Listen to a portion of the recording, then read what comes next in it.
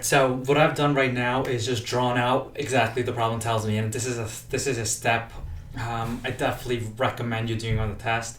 Is try to visualize these things. It makes the problem that much more intuitive, that much more easier, I think, to understand what's really happening. So it's saying a building casts an 80-foot shadow at the same time that a 16-foot flagpole casts a 32-foot shadow.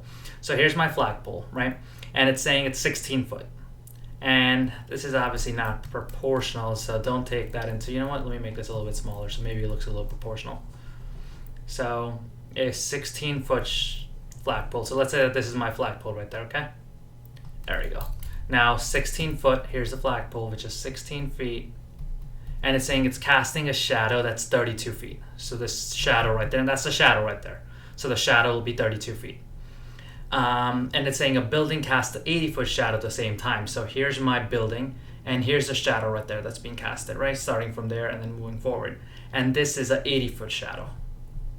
The question really is saying how tall is the building? And this is the length right there of the building from this particular point to that particular point, right? So that'll be the length of the building from there to there.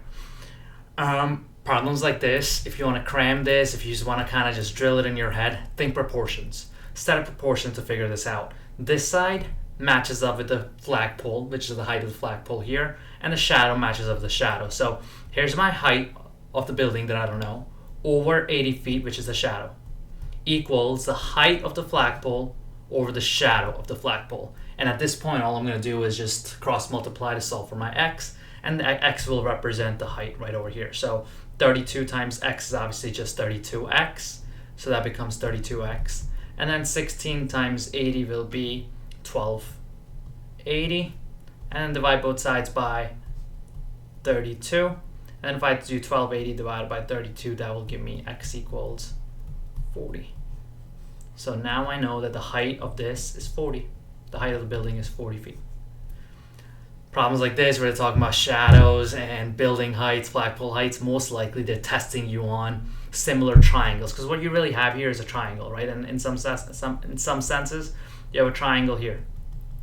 And I drew that triangle a little bit off, but you have another triangle here. So this is really a similar triangle kind of question that you're dealing with here, where you have to set up your sides, match them up, set proportions, and then solve for the missing side. So x here, or the height, is 40 feet.